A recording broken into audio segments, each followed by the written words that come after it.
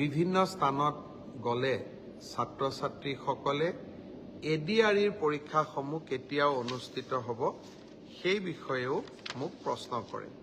আজি আমি সেই বিষয়েও এখন বৈঠক কৰিছিলোঁ।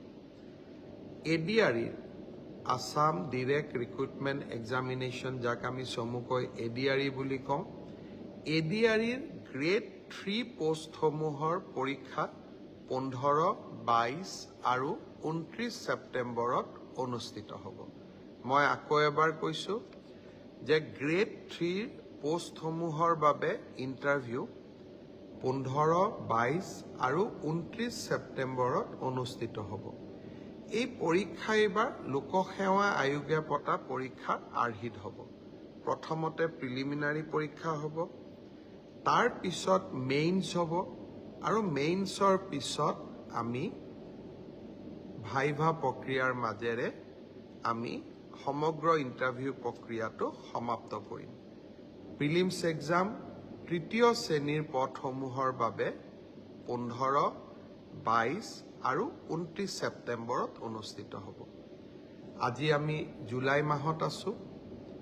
মই আশা কৰিম যে আমাৰ শিক্ষাৰ্থীসকলে, চাকৰি প্ৰাৰ্থীসকলে যাতে পঢ়া শুনা আৰম্ভ কৰে। ঠিক সেইধৰণে চতুৰ্থ শ্ৰেণীৰ বাবেও আমি একেটাই ব্যৱস্থা হাতত ল'ম। প্ৰথমতে প্ৰিলিমছ, তাৰপিছত মেইনছ আৰু তাৰপিছত ভাইভা ভচি। গ্ৰেড 4 বা চতুৰ্থ শ্ৰেণীৰ পদৰো প্ৰিলিমছ 20 আৰু 27 অক্টোবৰত অনুষ্ঠিত হ'ব। আমাৰ গ্ৰেড 3ত প্ৰায় 7,500 পোষ্ট আছে আৰু গ্ৰেড 4ত প্ৰায় 4,500 বা আৰু অলপ 100-200 বেছি, ইমানখিনি আমাৰ পোষ্ট খালী হৈ আছে। এটা স্বচ্ছ নিযুক্তি প্ৰক্ৰিয়াৰ মাজেৰে আমি এই পদখিনি পূৰণ কৰিম। Elementary education